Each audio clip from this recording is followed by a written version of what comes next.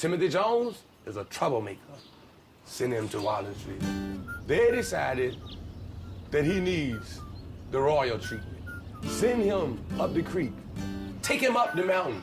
And from there, I seen the worst of treatment.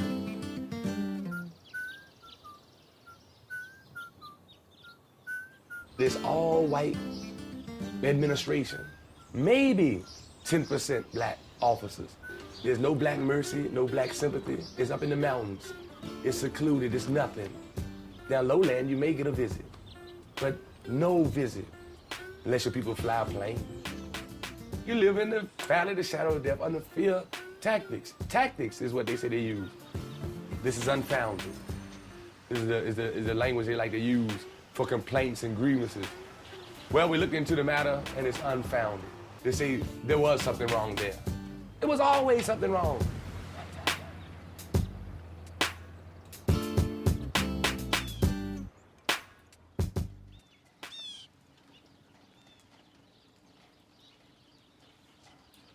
What I really enjoy most is watching the crops grow and watching the animals grow. The spring of the year is probably my favorite time of year. You plant new crops and, you know, they're emerging through the soil. And you go back, you know, a week later and look at them, they're 3 or 4 inches tall. And that's a good time of year, spring of the year is. Why do you think they put the prison here? Well, gosh, that's kind of a hard question. I prefer to see corn or wheat growing over there, or tobacco, or cows. It's not really going to do anything for our community.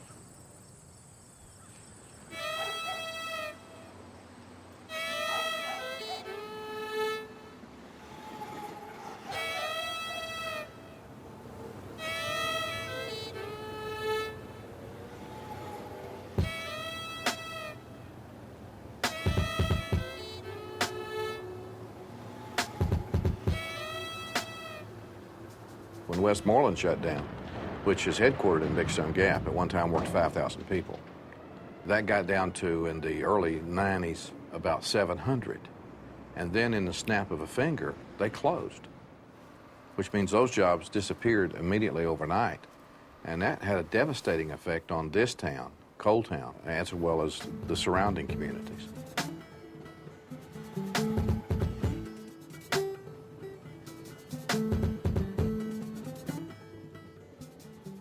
If anybody's going to be picky about what jobs you get, when you're hungry, honey, you'll take a job. I mean, I don't know of anybody or any part of the country can say, well, we're not going to take this kind of job, we're not going to take that kind of job. That'd be, you know, times change. We weren't going to have a prison here because there was no money. It came to me, why don't we build it and rent it to the state? It was kind of wild. But oddly enough, when we ran it by the state, they thought it sounded pretty good. So within 3 weeks, they had legislation on the floor of the House, and it passed overwhelmingly, giving us the authority to build this prison. As far as the input from the community, we had very little, maybe 1 or 2 people that had questions about putting a prison up there. We were going to get those jobs. When the prison officials looked at it and we stood on top of the mountain, they went, "You're kidding, aren't you?" I said, "No, I'm not." But as all of us who live in the coal fields know, we can flatten a mountain in no time. We know how to do that. Site work was something like $14, $15 million just to develop the site. And that included getting the road up there. So that was just site work. We called for a general meeting of the community. Of course, when the people from the State Department got here from the Department of Corrections, they said, oh no, because they had been to places to put a prison where they'd actually been threatened by guns, don't come to our community. And to put it mildly, this was a cheerleading outfit they came to. It was like a pep rally. You know, it was like, you know, and then they wanted to see if there were any questions from the community. And so a couple of people got up and they were all singing the praises. And of course, you're getting less wanting to say anything because it was really a pep rally. That's all it was. Well, I did get up, and I can't remember I just raised a question, and it was like it was almost like the booing and the crowd. It was just I never felt so. First of all, I never felt so alone. The herd mentality of that everything that they said was absolute truth. And everything that was going to be happening in our community was going to be wonderful. And this was the best thing that could come into our community. And it was just, I'll never forget it. I'll never forget my feeling in that place. It was just awful.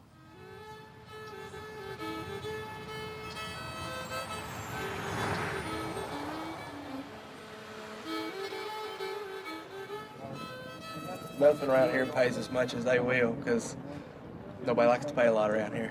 Plus, I think it's more secure than just like a fast food job or something. We could probably find a job in the mines paying about the same. It's not something you want to start out at as When it's back going. As a career. Yeah, you don't want to start looking into it as a career. We could be 30 years old and out of work because there's no more coal around here. I just need a job. I just thought I'd come and see what the prison was about, see if there was any job opportunity that I could get into. I applied to a lot of different places, and they really want somebody who has a lot of work experience, and I can't, get a job without work experience, but I can't, you see how it's the whole circle? Anything with a good pay,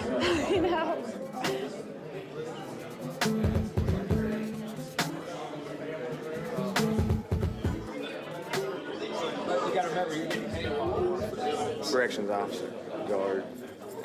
And I think that's the only thing I'd be really qualified for to come out of the military. So I think I've pretty much done all this stuff, this prisoner handling and stuff, But I know a lot of people, they talk about going over the line too much and enforcing more than what they should and being on a power trip or something. I know that there's a lot of racism in Southwest Virginia, but for me, I can also say I'm colorblind. I don't look at race, but anytime you cage people up like that, you have to. The psychological aspect of it's deep, and racism probably would come up, but that's something that hopefully they would train you for. We have to leave it in their hands to train us. I think it'd be an exciting job, You'd always be doing something new. It'd be kind of like teaching or something. So, I'm willing to try it. But the unique thing about this institution is this main building separates the prison in half. So you have 600 inmates on one side and 600 on the other. They cannot interact with each other. So you're running two prisons for the price of one.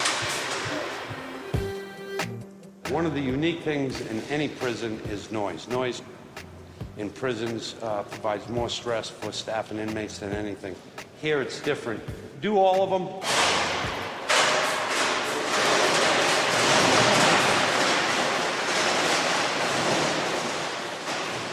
We have educational programs. There's two reasons you come here.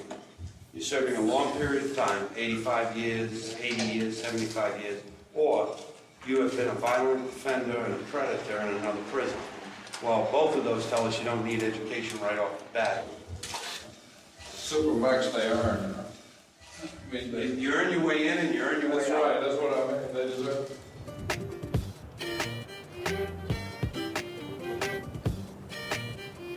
Two frame defense, everybody. Just looking right over here.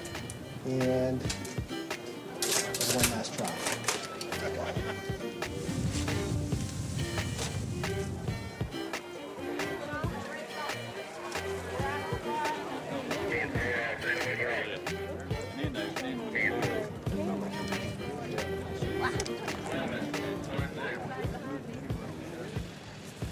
Curiosity, I guess, to see what it's like. I just wanted to see where the hardened criminals, what kind of life they had.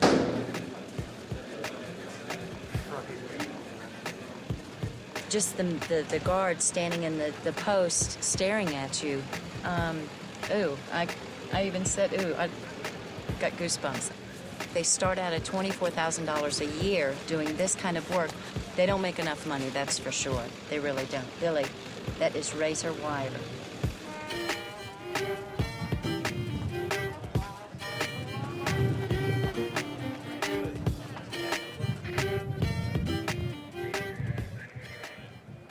the men and women who toiled through 24-hour shifts, 7 days a week, to hurry this facility and get it ready, even through, as I understand it, 10-foot snowdrifts sometimes up here on top of this ridge. The construction of this facility is an epic challenge, and now I think it's an epic achievement. $4 million of contracts were awarded locally. And from the architects in Arlington to the cement cells from Petersburg, all these materials that went together to make this. We've abolished parole, past 3 strikes and you're out, and that's going to mean safer communities across this state because of this facility here today.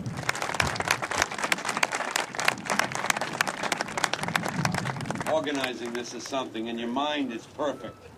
All right, no, we don't need to hold the pictures down there so we don't crowd it up. This is what I wanted to get to. This is the badge of the Department of Corrections, and on the back it says, the ultimate bed and breakfast. Wallens Ridge State Prison. We had to predict how many inmates were coming in. It's very hard to predict. So we built prisons. And the inmate population did not get up to the level that we predicted that they would. Other states did not build their prison systems, and we were able to take them in, charging them, not charging the taxpayers of the Commonwealth of Virginia. So if you might put your hands out by your side, it might be a little bit better. Great. A couple of more very quickly. We were able to house those inmates and also generate, beyond that, $80 million in profit for the General Assembly and for the general fund. Okay, ready? In the hopes there won't be many Gilmores coming through this ribbon. Beautiful. Supermax prisons almost became a status symbol, a way that politicians could say, we're tough on crime. You had a governor who said, oh, we need these supermaxes. They built 2 of them with a capacity of 1,200 each. So suddenly Virginia has 2,400 beds for the worst of the worst, violent people who need this kind of, and they didn't have that many people in their system.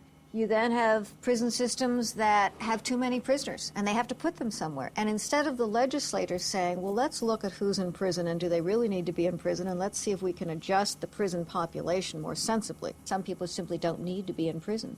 The correction officials are stuck. They have to send them someplace, and so they've been sent out of state. It's very troubling. It's sort of like we've become a kind of bazaar. Inmates are a commodity who are shipped around the country, and you even have brokers who, okay, this prison system has empty beds and this prison system has too many people, and we'll arrange the deal.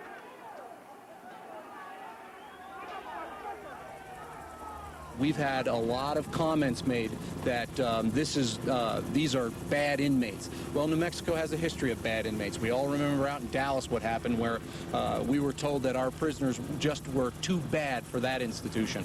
Well, we found a place for them that I think that will be suitable for their behavior, and I don't think they're going to like it one bit. I think it's imperative to get these inmates that engaged in the disruption and destruction and violence out of this state into a super maximum security facility and let them know what their price to pay is going to be. I'm sorry if they have family members, they're not going to see them. A lot of people think they should be sent out on a barge or an island. This is probably the best thing we got to it.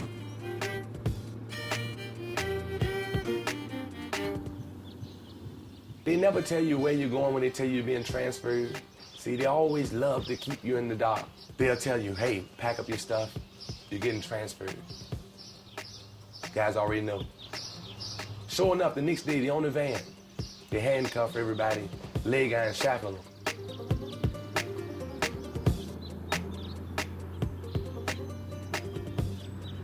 There is a welcoming gathering of correction officers. The warden is there. Dogs are there. We are in leg irons and shackles. We are in leg irons and shackles. They're spitting words of hate. Here, you're nothing, you're nobody. And if you step out of line, we're going to shoot you. You already stripped down when it was transferring you from the other location, but they want you to strip down to this other place. They know you don't have anything, but they want to degrade a man and turn around and don't just squat and cough, but spread your ass cheeks is the language they was using. Not spread your buttocks, and not spread your ass cheeks. Let us look in your anus. And that ain't good enough. What man? And all this machoism, could feel comfortable doing this thing. They even have a camera there. Those good old boys, if you will, in Red Onion and Wallens Ridge, and that Learn your lesson section of the mountains, where they send what they call the worst of the worst, 85% black man.